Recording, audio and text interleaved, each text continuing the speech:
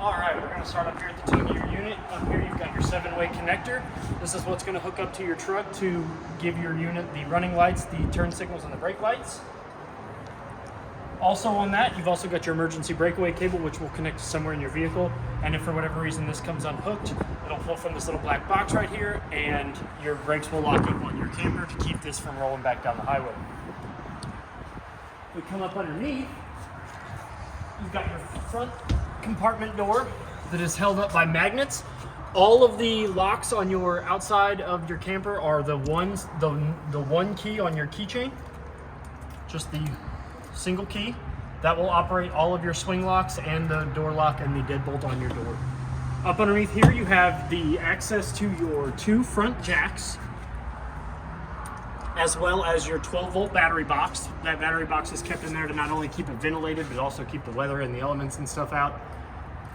Just your standard 12-volt marine RV battery. And like I said, the locks for these are all going to be the single purpose key. It's going to lock all of your swing locks. We're going to come over to the side of the unit. You've got your manufacturer sticker that's going to have your VIN number, your weights, all that good stuff, your tire loading information, what your proper PSI should be of your tires, all that good stuff, your cargo capacity. Below that, you've got your first switch that's going to raise and lower your front jacks. In here, you have your first propane tank. It is a 30-pound tank. They are full, except for what I used to PDI the unit and run the furnace a little bit to make sure I burned all the new off of it. You also have a mirrored compartment on the other side that we'll go over, but it has the same sister tank on the other side. And then the regulator for them is up here. You can't really see it with it being black on black, but there's a little black knob at the top of that, and that'll determine what tank you're pulling from. Right now, I think I have it pointed to the right, which is going to be this tank over here, and then when you swing it to the left, it'll go to the tank on the other side. There's also a little dial up in there that's kind of hard to see, but when you turn your tank on and you have that arrow pointing to the correct tank, that'll go from red with a white R to a green with a white G in it, and that'll tell you that your unit is pulling propane. So if we open up this side compartment door, the second one, this one also has a magnet latch, so when you swing it all the way up, it'll stay nice and secure. You don't have to worry about it falling down and hitting you in the head. You've got your outside sprayer hose that sits in here. It's got 2 knobs here that are going to fit into the sprayer port that's right here. It's got 2 little divots. You're going to match that up and give it a turn, and then as soon as you're connected to this, if your water pump is on or you're connected to city water, this will immediately pressurize and you'll be able to use water out of it. To undo it, you're going to turn it counterclockwise, remove it, and it can just sit in here. This is waterproof along with your latch here. There's one on each side. These unscrew to allow you to run your hoses and cables up through the bottom of the unit, so that way you can connect to here and keep this side door compartment closed after you do all that. After you connect to your satellite cable and your hoses and whatnot. While we're here, we're going to talk about your Nautilus water system. Up at the top here of your panel, you've got your black tank flush. It's color coded, so you hook your hose and regulator up to that. And as long as your black tank valve is open and it is empty, you'll be able to use your black tank flush, which spins a little aerator at the bottom that kind of chews up all the yucky stuff at the bottom and on the sides of your tank.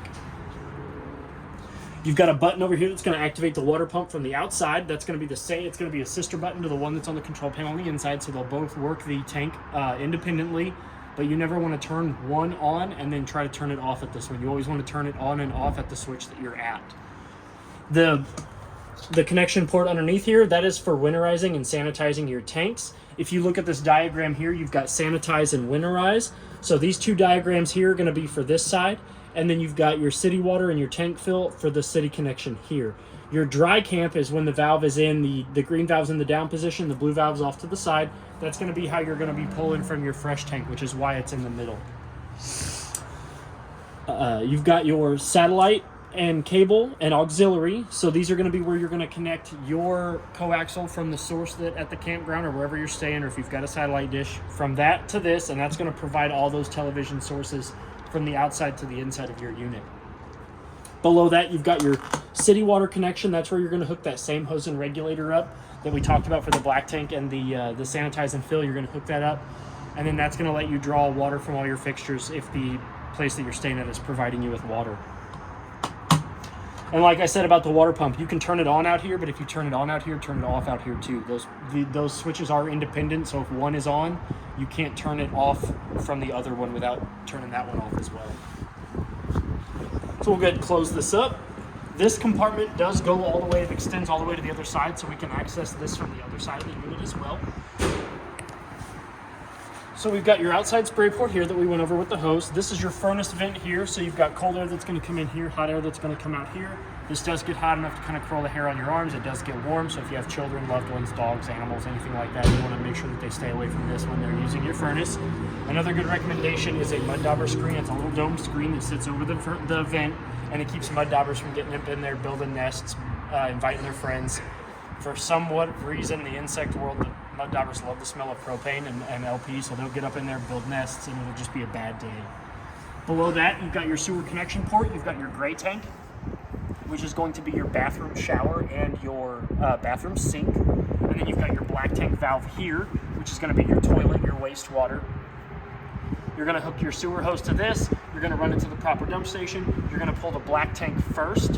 Whenever you're ready to dump your tanks, you're going to pull this one first, and then when this one starts to run for a little bit, then go ahead and pull this one. This one will allow that water in your gray tank to help flush out whatever yucky stuff is sitting up on the inside of your black tank. If we look behind that, up behind the black tank pipe, you do have your low water drain points. Those are used for winterizing and dewinterizing of the unit. You can open those up and that'll let all the water in the lines out, like from your hot water heater, your washer, your dryer, all that good stuff. That's where all that water can come out at. And behind that, you do have your spare tire. It is held on with a 3/4 inch socket over on the door side of the unit with a port for you to put a 3/4 inch socket, and you can spin that down, and that'll release the fairway that's got your spare tire on it. And the PSI in the tire has been checked, and it's sitting at about 77, 80 degrees, or 80 PSI. It will fluctuate with the colder weather, and that's what we're getting into now, so you really don't want to let it get below 75, so anywhere between 75 and 80 will be fine. Speaking of tires, you've got two on this side. The lugs have been torqued to 100 foot-pounds, and the PSI has been checked, and again, it's sitting anywhere between 75 and 80. It's going to fluctuate in our area in the next couple days, so we've got that to deal with. Behind the slide here, you have your last sewer tank connection. This is where I drained it. Let me remove that, and I can show you a little bit more. So this is your galley tank or your kitchen sink. So if you want to, that'll be gray too on your control panel. So you'll pull this, and that's what's going to let out all your kitchen sink water, all that nasty stuff, the grease, the food, all that good stuff. You hook your sewer hose up to that, run it to the proper dump station, get that, pull it outwards, and then you're good to go. Up underneath the unit right here next to me, the white valve there, that's your fresh tank valve. That's what you're going to pull whenever you're ready to take this thing on the road, and you don't want any water in your fresh tank. You give that a tug, all the water in the fresh tank is going to come out. And those two little pipes that are sitting beside it, one of those is your overflow valve, and one of those is your bleeder valve. If you're filling your fresh tank, you really don't ever want to walk away from the filling spot, but if water starts coming out of those, it's a really good sign that your fresh tank's full, so you really want to go turn that on. Behind this is your hot water heater. It is a Suburban Insta-Heat hot water heater, so you've got your fuse up here, which you always want to make sure is good and tight, and then you've got your on and off switch. O for off, I for ignition. So you flip that on, if you're somebody, whoever's on the inside is going to hear a beep, and then your Suburban Insta-Heat water heater panel is going to come to life. It's going to have an on and off button that's going to light up blue if it's off, and then the screen's going to light up if it's on. But we'll get more into that. I'll turn it on for you, and then we'll get more into that. You do have a pressure release valve down here that if you ever want to make sure that there's water in your tank, you can kind of give this a little tug, and you'll see water come out. And that's perfectly fine to do if you ever want to make sure that there's just water in your tank. So we'll come around here to the back. You do have a lighted license plate bracket there, so that way they can see what's going on in the dark. Your stove vent is up there. There are two tabs that you'll want to make sure are closed. Right now I've got it one closed and one open, so that way it doesn't flap in the wind. But when you're ready to travel, you do want to make sure that is closed all of the way, because the only thing holding the little flap inside in is two little pins, and if a strong wind kind of kicks up and that out, that'll break those two little pins, and then it'll be a straight shot into the back of your stove or oven. Up above that, you've got your on-the-go ladder receiver. That's where you're going to hook the extendable ladder. It's rated up to like 300 pounds, so you can get on the roof. Next to that is your Fury and backup camera mount. You'll take that little plate off, and then you can hook your backup camera, which we do sell up in the store. So if you ever decide that you want to get those, you'll be able to do that. You do have exhaust vent here for your oven and stove, and then you've got a hitch down there, so that way if you're going to tow anything, when you've got this, when you're pulling this, you can pull something with that, make it a big canopy.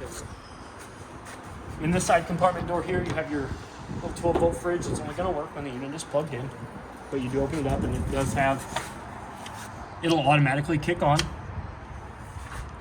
Cute little freezer. Cute little freezer, so you can put little popsicles in there.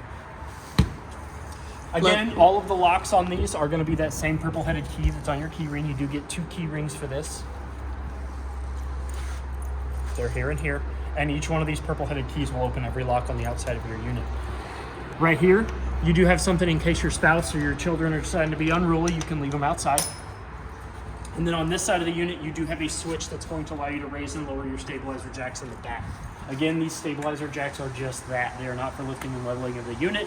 You do not want to use them to lift the back end of your camper off of the ground. Just for stabilizing? Just for keeping it from rocking around while you're hanging out in the back of it. We've got 2 tires here.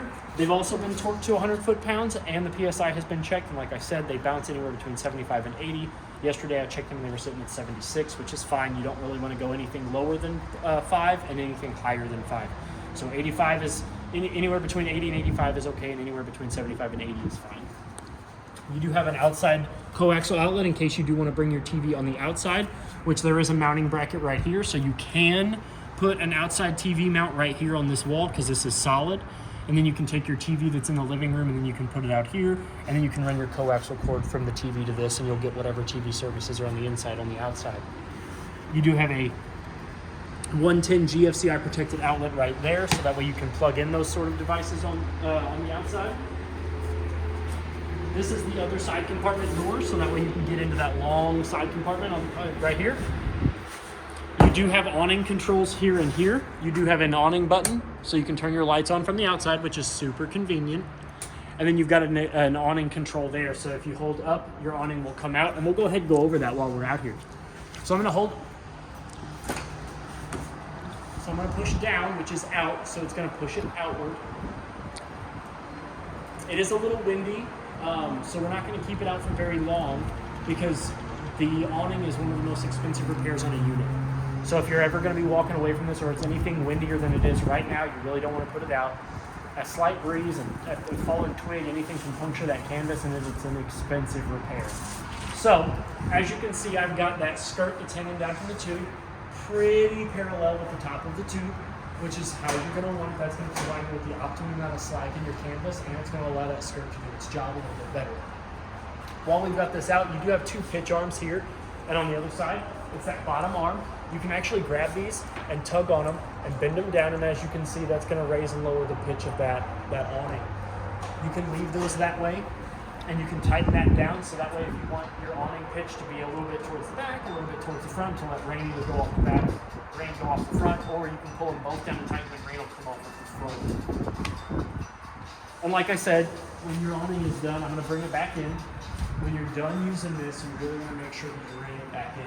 It takes 30 seconds max to bring this thing all the way back in, and I recommend doing it if you're even going to walk away, like you're going to go up to the main office to get firewood, or you got to go to the bathroom and you don't want to go in your camper, so you walk up to the community bathrooms, or you walk up to the laundromat of the campground or whatever. Just bring this awning back in. It's a really good practice to have. You can see it's already almost done. I gave you that spiel and it's already done. You want to make sure that it goes flush against the unit. But now if we focus our attention to the right side of the side compartment, up there you do have a light. It is a manual light. It's got 3 functions. It's got always on, off in the center, and motion sensor all the way towards the other side. The motion sensor will go off once this is closed, and after about a minute that light will kick on, and then when this door opens and swings up, that light will detect that, and then it'll turn on and stay on for as long as there's stuff going on. Below that, you've got your solar disconnect. That's going to turn off that solar panel if you don't want to use it. So you can flip this and it'll stop charging your battery. And then below that, you have your solar charge controller. What that does is that's going to tell you the temperature that the solar panel is on the roof. It's going to tell you the amperage that it's charging the battery, and it's going to tell you the volts that the converter is putting out. So you've got 3 really important pieces of information that's going to tell you. And you don't even have to do anything. All you got to do is just stare at it for about a minute, and it'll cycle through all 3 of its capabilities. Below that, you do have a TPMS sensor connection port if you do wish to purchase the Tire Link aftermarket or through the store here. You'll plug that in and it'll help you keep tab of your TPMS sensors. You do have another one of these latches over here, like I said, so that way you can run your cords and cables and whatnot through this, so that way you can keep your side compartment door closed.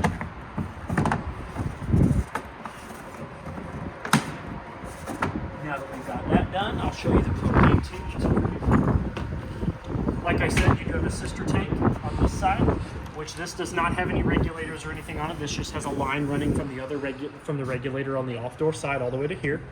So you can turn that knob over there to dictate which tank it is. Right now it is pulling off of the off door side tank, so when you're ready to switch it, you can just turn that knob, which I'll have it turned for you, and then that'll be ready to draw from this tank.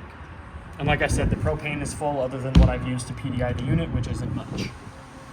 So we'll go inside now. I'm going to show you how to operate the stairs. So the first thing we're going to do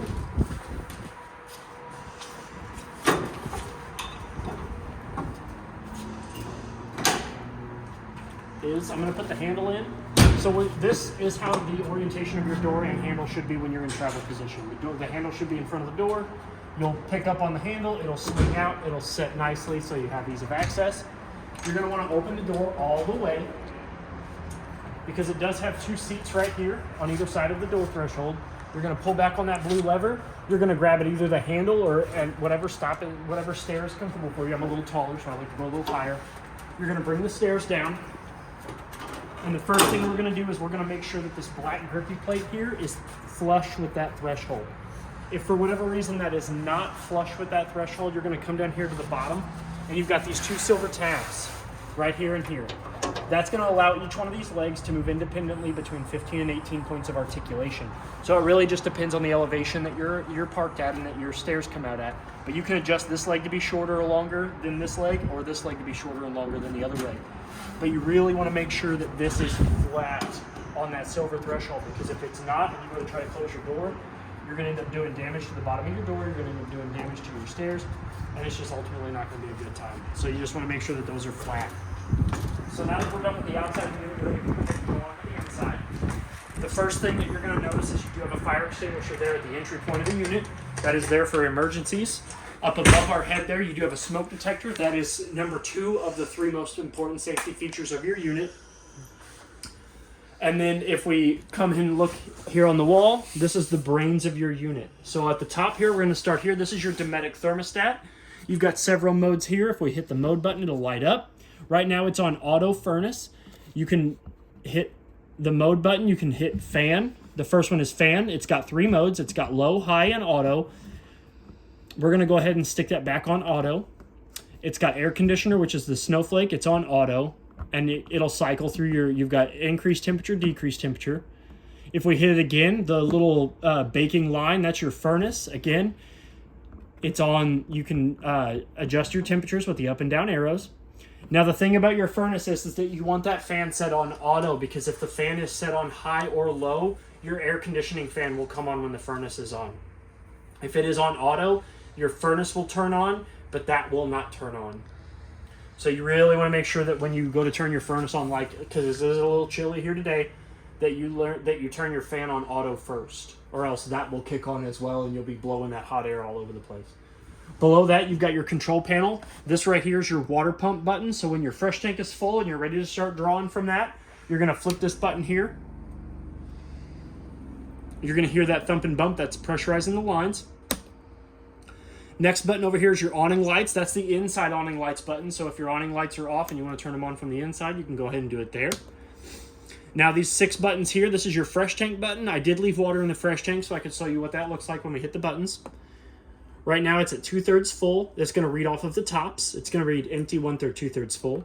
This next button here is your battery button. So we do have the unit plugged into its 50 amp short cord. It is a 36-foot 50 amp short cord. If we hit this battery button here, it's going to read off of the bottom, which is L, F, G, and C. That's low, full, good, and charged. You've got black 1, which is your toilet. Black 2, which is not used in the unit since you only have 1 toilet. You've got gray 1, which is going to be your kitchen sink and your shower and your washer and dryer. And then you also have grade 2, which is your galley tank, which is your kitchen sink that we'll get to here in just a little bit. So you've got your slide in button, which is going to bring in the slide that's got your refrigerator and your couches sitting on it. In brings it all the way in, out brings it all the way out. It is on a motor, so when you bring it all the way in, you'll hear it chunk chunk chunk. Then you want to stop. You want to cut that off. You don't want to run it past any of that. Next is your awning extend button. We've already went over that. This is the inside version of the button that's on the inside of your side compartment. And we've got a switch here and a dimmer knob. So if we turn it off, all the interior lights in the unit turn off. As you can see, they're in the trim in the roof. So if we turn it on, and then the slider next to it allows you to dim it, which is really nice.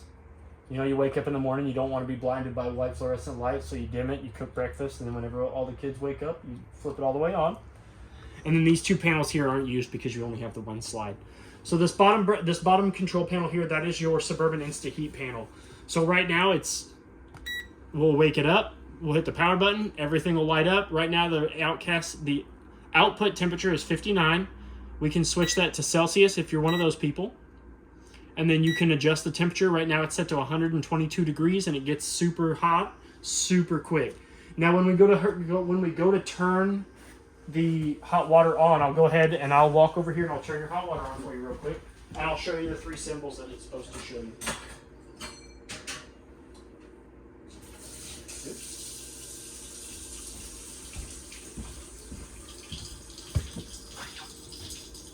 Oh, duh. I forgot I had the water pump on. I'm going to turn that off.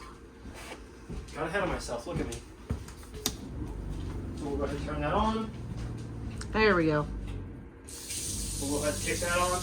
Now we have all kinds of pictures. So, you've got your shower, which shows you that it is pulling water. You've got your blower motor, which is showing you that it's moving the heat. And then the flame icon there means that it is drawing propane. You need all 3 of those symbols to be illuminated and moving like that in order for you to get hot water. If for whatever reason one of those symbols isn't glowing or lighting up, you will not be getting hot water in the unit. If it's the shower, then that means your water's not moving. If it's the fan, then that means that outside of the hot water heater, it means it's not pushing that hot water through the tank. And then that fire means that your propane tanks are closed. So we're going to go ahead and turn your water off. So now we're going to make our way through the unit. You've got a TV up at the top here that will have a remote that is in your bag. It is a standard, it's just going to be a standard smart TV. They do have access to connect to Wi-Fi. They have access to get all your standard streaming services, Amazon, Hulu, Netflix, Disney Plus, HBO, all that good stuff. All of your remotes are in this bag, are in this drawer here, along with your owner's bag, which is going to have all of your instruction manuals, your user stuff, all of your owner's stuff is going to be in that bag, along with hardware for the feet for the TVs, any sort of nuts and bolts that you would need for all of the hardware and all that good stuff. And below that, inside the window guard here, you do have a built-in Furion soundbar, which it does connect to Bluetooth. It can connect to the TV, so if you want to have surround sound, you can run it through the speakers in the unit, the soundbar, all that good stuff. All of the remotes are kept in here. Your soundbar does turn on with the center button. We'll turn it on, it'll wake up, it'll say welcome on the front. Zone 1 is going to be speakers on the inside. Zone 2 is going to be speakers on the outside. You can control those independently or unison with the zone buttons there. You do have a HDMI cord port, so you can attach it to your TV. You do have a USB port, so you can run any external media that you do not have on your phone. Or it has an auxiliary cord port, so that way if you're a 90s baby like me, and you have an auxiliary cord, you can plug that into your phone and you can plug that in and you can play your music that way. You do have your standard FM radios as well. And then when you decide to turn it off, it'll tell you goodbye. Below that, you do have a window that does act as a fire escape window because this does turn into a bed. You will lift up on this tab here, slide it all the way against, and then that screen can be removed so you can go out feet first. We don't recommend going out head first. If you don't want to look at the people that you're sharing a campsite with, you pull down this cord and your pull down shade comes down. It is a blackout shade, so whoever's sleeping here isn't going to be woken up by the sun. And then to get it up, you just tug on it and let it go, and it'll go back up into its house. You do have storage up underneath your dinette seating. They do lift from the back and they open in the front. They are on hinges, so don't try to He-Man these off. They both do that. They both lift up into storage. There's your manual crank handle for your jacks. It's a T-post style, so there are two divots in the end of that manual crank handle. There's going to be a post with a T that comes out. That's how you're going to manually raise and lower your back stabilizer jacks if for whatever reason that motor gives out. These two poles here, these are what are going to allow your table/dining area to become a table/dining area/bed. So this is your tabletop. So you can see that there are 4 black bumper stops. When you're ready to turn this from table into a bed, this just lifts off. The poles do not have threads. They are friction held into these 4 seats. And you'll slide the tabletop in between the cushion and the bumper stop. Come on, man. Work with your hands. And then these 2 back cushions will come off of the wall of this chair. They are Velcro, so you're not going to damage them. And there's your sleeping quarters. Obviously, you probably want to put like a blanket down or like a fitted sheet or something if you really want, but you don't have to. You can sleep directly on that if you want to. Now, we can remove the tabletop again. Now that whoever's done this sleeping is woken up and it's ready for breakfast. So you'll take the poles. It doesn't matter which way they go in. They're both the same. They're crimped and they're clovered on both ends. One sets into this one. One sets into this one.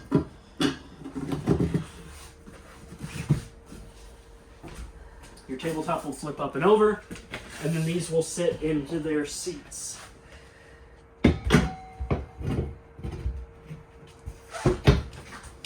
Once they are secure in their seats, give them a gentle little tug.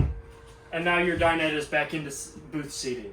There is a 110 outlet up underneath that front left bump stop. So that way whoever is sleeping here or whoever's doing whatever here has access to electricity. So they can charge their phone, their laptops, whatever else is they're doing. Behind this couch, this booth seat, there is another 110 outlet. Those soul stickers mean that if you did want to ever put an inverter in here, these are prepped for an inverter. That's what that soul sticker means. The drawers here, you've got a silverware drawer. I put your pivot rod for your mini blinds up there. The mini blinds on this side of the kitchen are your standard in-home mini blinds. The pivot rod will go on this hook here, and you can use that to adjust the pitch of your mini blinds, so that way you can either let the sun in or keep the sun out. I'm going to bring them all the way back up.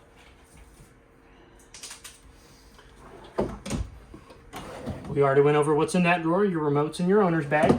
And you've got a similar drawer down here. This side here, shelved cabinet space for your kitchen appliances, pots, pans, all that good stuff. Up above, more shelved counter space, which is really nice. Nice and roomy for your margarita machines, all of your dried goods. Lots of snacks. Lots of snacks. You've also got 2 very deep corner cabinets, which they kind of extend out past to the wall, and then you've got it's super deep inside, and it's on top and bottom.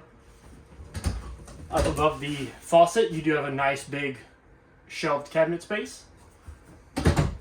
Up above the microwave, again, you have nice storage, but you do have your outlet for the microwave, so you need to be careful when you're putting things up in there. Below the sink, you do have a pull-out trash can spot. You'll set your trash can down in that. And you don't have to worry about people seeing your trash can. If you're like me, I like that. You do have access to a GFCI protected 110 outlet on that side of the sink. Now your Got sink. a place to scan for your owner's manual. Yep. If you do want a digital copy of your owner's manual, it's in there. Now your sink is a chef's prep sink. It's really nice. It comes with a hard cutting board that is flat on one side and grooved on the other, so it'll catch all your liquid. Does that mean it's groovy? It is groovy. A removable basin with its own drain, so that way if you want to like soak your veggies, soak your fish, if you're out fishing and you need you're skinning them or whatever. And this will sit, so you have to put them in on this side, up underneath the waterfall, and then they'll slide over. And then below that, you've got a kind of like a slanted one that'll do that. So this one will slide over, or vice versa, and then this one will sit in, and then you can like wash your veggies or whatever else you're doing. Very cool. And what would you use to wash your veggies, Trey? This sweet, let me go turn the water pump back on. Please do, because this is my favorite. Mine too. Oh, it's still on. Look at that. So You have your standard sink, you know, blah blah blah. I'm gonna do my dishes. You've got a sprayer that is neat because it's helixed, and then you've got a bowl cleaner too. So I'm gonna put this down in here, but that'll clean out your bowls and cups. If you don't want to use the nifty little thing, I'm not gonna do that. Cup washer. You'll push down and water will shoot up, and then if you're ready to wash your veggies, you turn the knob to the other direction, and you've got a waterfall. And then it does get. I'm so excited about this. It does dim down, so if you can increase the intensity. And the knob for all of this is color coded, and it does have symbols on the top of it. That copper knob. The capital T shape is going to be for your sink faucet, and the comb shape is going to be for your waterfall sink. And you do have a soap dispenser, so you can do your dishes. You've got a chef-style sink stopper there that'll allow water to go in, but nothing else. And then you've got your regular stopper that can go in underneath that if you don't want water to escape. It's so fancy. Super fancy. I love it. I love this so much. You do have your standard Greystone microwave.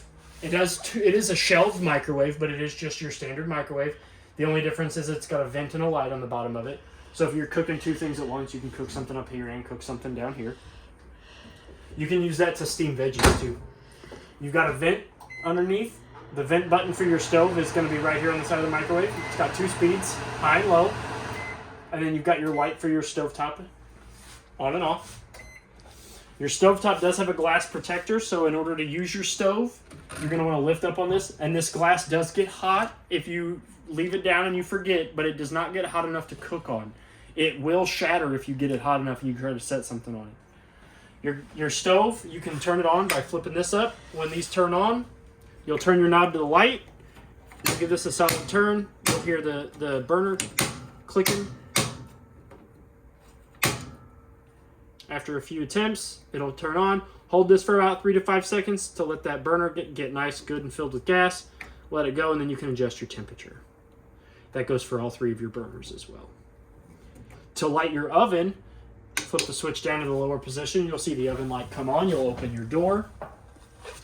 You'll turn this knob to pilot, the far right knob to pilot, and then you'll give this one a turn. It says top burner, but it will also do your oven. As you can see that sparker.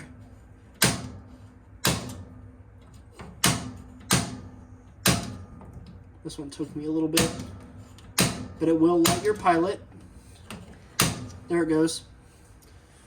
And then you hold that for about 3 to 5 seconds, just like we did the top burner. Once it gets good and hot, you can let that go and you can adjust your temperature of your oven.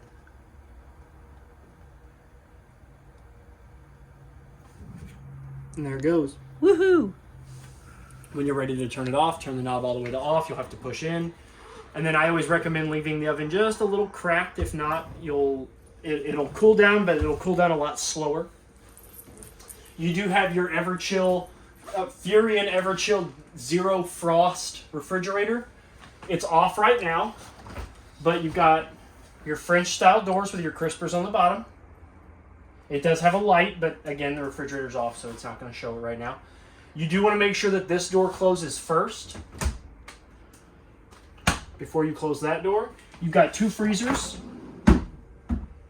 I like to call this one the kid-friendly one, and then the bottom one's like all the stuff that you don't want the kids to have. See, I like to call the first one the ice cream one and the other one the healthy food one. Oh, yeah, see? You do have a manual light above the sitting area. It'll turn on with that little switch on the side. Your shades behind the couch is the same shade as the front of the dinette. Pull it down, let it go. Same one over here.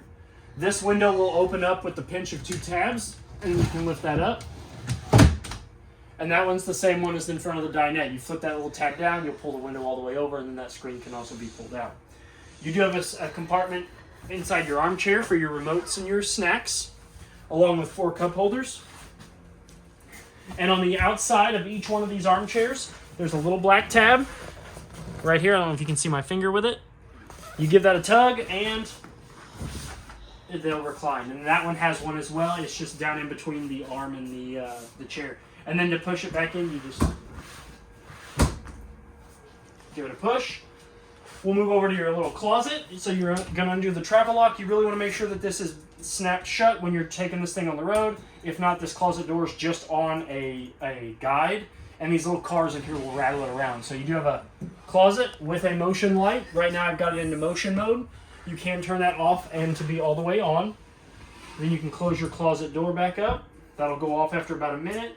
You've got shelf space here. You do have a light up here that only is on and off, but it turns on with... Where's it at? Right here. Oh, yeah. That's it. So, this switch will power this light, but you can turn it on and off. But if it is off, just like it is now, this won't do anything. So if you want this to work with that little black switch, you always want to make sure it's in the on position. You do have a 110 outlet right there, so you can plug in any sort of other TVs, any sort of multimedia devices. Margarita machine. You got a deep cabinet space here for the red Solo cups for your margarita machine. And then you've got storage down here for books, games, movies, whatever. Got a black louver vent right here for your furnace. Below at the bottom of our control panel, before we go any further, that little top black box with the green light, that's your LP/carbon monoxide detector. That's the third and most important safety feature of your unit. That thing's going to beep and yell at you if you've got any loose propane or you've got any loose carbon monoxide floating around in here. And below that is your circuit breaker / your fuse panel. So your circuit breakers are all going to be here. The main one you're going to be concerned about is the one that's labeled GFCI. And then you've also got your GFCI stuff over here along with your fuses, which all of these have an LED light next to them that if for whatever reason they blow, that LED light will illuminate and let you know exactly which fuse is blown. And that does close with the touch of a finger, and it opens the same way. So we're going to come up the stairs. Your furnace vent, your main furnace vent is actually up underneath the stairs. So whereas you can use that for storage, I would recommend that you don't because that does blow out the hot air of the exhaust. So we'll come up, we'll go over your window. Your window in the hallway has the same lift tab as the two in the living room and the dinette. And then you'll lift that up, you'll pull the window open, and you can pull that screen out too. You'll lower that tab to lock it, and it's got the same style pull-down shade. Ooh. That one goes up with authority. In the bathroom here, you've got your risky business fan up here in the ceiling. It opens up with the turn of a knob. It does not have a vent cover, so if it is raining, I recommend you not doing this unless your husband has stunk it up so bad that you don't care. And then you walk up in here, you flip this button on, and that's going to suck all the stink out from the bathroom out to the outside. No more risky business. No more risky business. You do want to make sure that you close this back up, though, when you're not using it, because if not, your bathroom will get wet. Now, your two bathroom lights are also manual lights, but they are controlled by a switch here on the wall. Next to that switch, you do have a GFCI protected 110 outlet, so you can plug your hairdryer, your curling iron, your hair straightener, all that good stuff in there. Behind the mirror here on the left-hand side, if we give it a gentle tug, it'll open up into a nice medicine cabinet. It's got two tall shelves and a short shelf for your shampoo, your conditioner, your soaps, and then the bottom shelves for like your Tylenol bottles, stuff like that. You've got a nice sink that it's got a rubber stopper, brand new, never been used. Rubber stopper fits down in the hole. Lift up on the handle, push it all the way to the wall for hot. So all the way to the left for hot, all the way to the right for cold. Up underneath that, you do have ample storage for your towels, your beauty care products, stuff like that. Your toilet is a porcelain toilet. It is a 2-portion valve, so if we put our foot halfway down, it's going to fill with water. If we floor it, that all goes to the black tank where it belongs. Up above the shower head here, you do have a skylight, so you can shower in the beauty of nature if that's what you prefer. You do have an air conditioning vent, so that way if you're in the shower and you get hot, you can flip on the AC and get nice and cool. Your shower head has an on and off button here. Down is for off, up is for on, and it does have several modes that you can, it has a pulsating mode, a shower mode, and then a stream mode. And then again, you're going to lift up on this, and then all the way to this way is hot, all the way to that way is cold, along with a shower curtain that is on your standard hooks. It does have a Velcro latch that is attached to the wall, so you can undo that and you can get to your shower curtain. And then when you're ready, you can just cinch it back up and you're good to go. Now that we're done in here, I'm going to go ahead and turn the lights off in here. We'll go into the master bedroom. We open up this door here. I've left your master bed up so you can see the ample amounts of storage underneath. Holy cow. You've got two large, you've got a his and hers, hers and hers, his and his storage. You've got a large storage in the middle. You put like a little dog bed in there if you've got a dog that's staying with you. It does. And it has a light. It does have a light. And underneath of these is storage as well. You can't access them from the side, but you can access them from the front and then the inside. These are gas-powered supports, so it does take a little bit of effort to lower and raise this bed, so just watch your fingers. You really want, I'm always going to recommend using the handle because the handle keeps your hands clear and free away from getting pinched. You do have two windows in your master bedroom. This one is not a fire escape. It will act as one if you would need it to, but the real fire escape window is over here. That window will lift up with the tab in the center, slide it all the way towards the cap of the unit, and then you can remove the screen just like you. And the screen will Yep. do the same thing. It does have a pull-down shade. These are different though. These are a different style. Those are an accordion style pull-down shade. Oh. These will leave them where you set them as well, and they are tension. So these, you can adjust the tension by undoing this little bobbin here, and you can adjust the string. If you want them to be a little more tighter, a little looser, you can adjust the length of the string on this bobbin, and you can get that way. Your washer and dryer hookup closet does have a folding door. So when it's closed, when it's open, you'll open it out, and then when it gets to the bed, it'll open inward again. You do have a washer dryer hookup along with a drain valve. So that little black square knob will come up and out, and that's where your drain valve from your washing machine will go in. You do have a hot water hookup and a cold water hookup, along with a GFCI protected 110 outlet to plug your appliances in, along with a coat hanging rack to hang on the bottom. Or the top, I mean. Other than that, that's where you're going to do your laundry. You do have a furnace vent down there on the floor. I always like to tell people furnace comes from the floor up, air conditioning comes from the roof down. Heat rises and cold air sinks, so they always flip those. You do have two side closets on either side of your master bed. They've got a floor shelf that's about a half a foot off the ground, so that way you can put your shoes down there and not have to bend all the way over. Smaller shelf in the middle with a coat hanging rack at the top. You have two touch motion lights at the top. They've got a silver button. First button is going to turn on the ring on the outer perimeter of the light.